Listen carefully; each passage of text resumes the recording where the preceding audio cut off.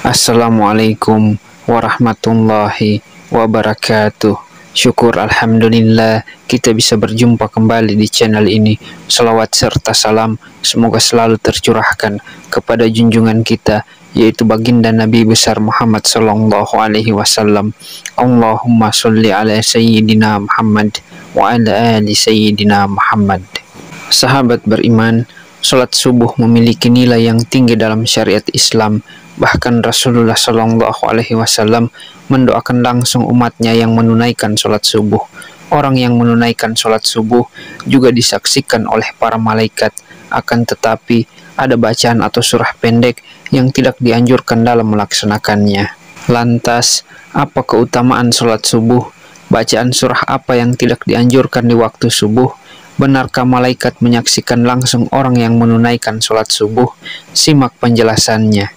Sahabat beriman, sholat subuh ditunaikan jelang terbitnya fajar, waktu di mana orang-orang dalam keadaan terlelap dalam tidurnya, dan betapa banyak kaum muslimin yang lalai dalam mengerjakannya.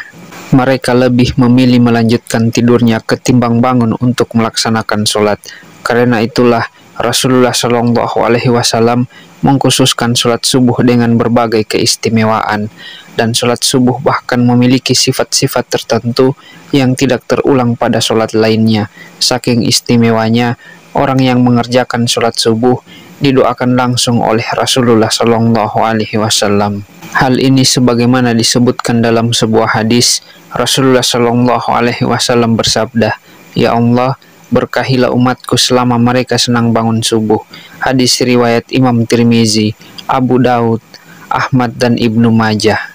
Apabila Rasulullah Shallallahu Alaihi Wasallam yang berdoa, maka tidak ada perantara di antara Rasulullah dengan Allah Subhanahu Wa Taala, sebab Rasulullah Shallallahu Alaihi Wasallam yang paling dekat dengan Allah Subhanahu Wa Taala. Dalam hadis yang lain dijelaskan bahwa orang yang melaksanakan sholat subuh berada dalam jaminan Allah Subhanahu Wa Taala.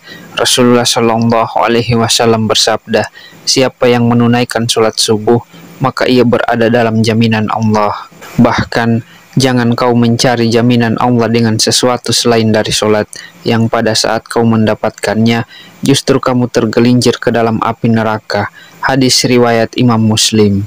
Apabila Allah Subhanahu Wa Taala yang memberikan jaminan, maka manusia sulit untuk menjangkau dan menebaknya. Di antara janji Allah bagi hambanya yang taat menunaikan ibadah sholat subuh adalah kelak di surga nanti akan melihat Allah Subhanahu Wa Taala. Hal ini sebagaimana sabda Rasulullah Shallallahu Alaihi Wasallam. Kami sedang duduk bersama Rasulullah Shallallahu Alaihi Wasallam ketika melihat bulan purnama. Beliau berkata, "Sungguh kalian akan melihat Rabb kalian sebagaimana kalian melihat bulan yang tidak terhalang dalam melihatnya. Apabila kalian mampu, janganlah kalian menyerah dalam melakukan sholat sebelum terbit matahari dan sholat sebelum terbenamnya matahari, maka lakukanlah." Hadis riwayat Bukhari dan Muslim. Di dalam Al-Quran juga telah dijelaskan bahwa sholat subuh merupakan waktu yang paling baik untuk mendapatkan rahmat dan ridho dari Allah. Dan Allah Subhanahu Wa Taala berfirman, "Dan bersabarlah kamu bersama dengan orang-orang yang menyeru Tuhannya di pagi dan di senja hari dengan mengharap keadaan dirinya. Dan janganlah kedua matamu berpaling dari mereka karena mengharapkan perhiasan kehidupan dunia. Dan janganlah kamu mengikuti orang yang hatinya telah kami lalaikan dari mengingat kami serta menuruti hawa nafsunya."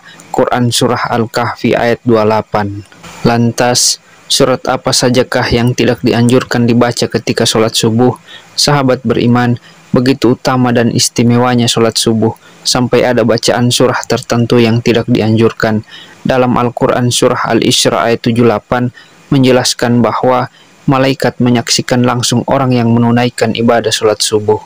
Dari tafsir ayat tersebut, para ulama menyimpulkan bahwa pada saat sholat subuh, setelah membaca Al-Fatihah, disunahkan membaca Al-Quran yang panjang, baik itu surah ataupun ayat, di mana tradisi nabi-nabi terdahulu yang kemudian dilanjutkan oleh Rasulullah Shallallahu Alaihi Wasallam dan para sahabat, tabi'in, dan salafus soleh juga membaca ayat-ayat atau surah yang panjang. Dan ketika menjadi imam sholat subuh, maka dari itu seorang imam sholat subuh setelah membaca surah Al-Fatihah, janganlah membaca surah pendek, apalagi super pendek seperti Al-Ikhlas, Al-Falaq, dan An-Nas. Ini bukan masalah sah dan tidak sahnya dalam bacaan sholat, melainkan masalah untung dan rugi. Perkara sah sudah pasti sah, akan tetapi rugi karena disaksikan oleh banyak malaikat. Maka tentu sangat sayang sekali jika hanya ayat pendek yang dibacanya, karena apabila semakin banyak huruf-huruf Al-Quran yang dibaca dalam melaksanakan sholat subuh yang disaksikan oleh banyak malaikat, maka akan menambah catatan amal kebaikan kita yang disampaikan kepada Allah Subhanahu wa Ta'ala melalui para malaikat. Rasulullah Shallallahu Alaihi Wasallam seringkali menunjukkan contoh-contoh bacaan sholat subuh yang menandakan syarat akan makna tertentu. Ada beberapa riwayat Rasulullah Shallallahu Alaihi Wasallam disebutkan sering membaca surah Al-Waqiah, surah At-Sur, surah At-Takwir. Rasulullah Shallallahu Alaihi Wasallam juga membaca surah Ar-Rum, surah Yasin, dan surah As-Safar. Sahabat beriman, Allah telah menyiapkan pahala yang luar biasa bagi mereka yang membiasakan dirinya untuk sholat subuh tepat pada waktunya, dan pahalanya bahkan sebanding dengan sholat semalam suntuk. Janji pahala ini sebagaimana sabda Rasulullah Shallallahu Alaihi Wasallam, barang siapa yang sholat subuh berjamaah, maka seakan-akan dia telah melaksanakan sholat semalam suntuk. Hadis riwayat Bukhari. Memang sebagian orang lalai mengerjakan sholat subuh karena malas bangun pagi. Padahal secara ilmiah, bangun pagi dan menunaikan ibadah sholat lebih baik daripada tidur pulas dan bermalas-malasan. Di dalam ilmu sains, menjelaskan pembuluh darah manusia akan mengembang pada tengah malam terakhir sampai menjelang siang. Kemudian secara berangsur-angsur, sekumpulan sel darah akan menggumpal pada dinding pembuluh sehingga terjadi penyempitan. Inilah yang mengakibatkan tekanan darah tinggi. Dari segi medis pun mendukung aktivitas pagi untuk kesehatan tubuh. Sholat subuh yang memicu orang bangun pagi juga akan menjadi penerang pada hari kiamat, hari di mana orang-orang akan ketakutan. Rasulullah Shallallahu Alaihi Wasallam bersabda, "Berilah kabar gembira bagi orang-orang yang berjalan di kegelapan menuju masjid untuk mengerjakan sholat subuh dengan cahaya yang terang benderang pada hari kiamat." Hadis riwayat Abu Daud, Tirmizi, dan Ibnu Majah. Sholat subuh yang dilaksanakan pada pergantian malam dan siang dimulai menjadi hal yang disukai para malaikat, karena pada saat itulah mereka sedang bertugas. Maka dari itu, mereka yang melaksanakan sholat subuh pada awal waktu maka akan disaksikan langsung oleh para malaikat, baik itu malaikat yang bertugas pada malam hari maupun di siang hari. Allah Subhanahu wa Ta'ala berfirman, "Dan dirikanlah sholat subuh. Sesungguhnya sholat subuh itu disaksikan oleh para malaikat." Quran Surah Al-Isra ayat 78. Sahabat beriman, begitu istimewanya menunaikan ibadah sholat subuh. Selain mendapatkan pahala dan baik dari segi medis, juga disaksikan langsung oleh ribuan malaikat. Itulah beberapa keistimewaan sholat subuh. Semoga kita semua dimudahkan untuk melaksanakan sholat subuh secara berjamaah, yang pahalanya begitu besar, sehingga lebih baik daripada dunia beserta isinya. Amin, amin, ya Rabbal Alamin.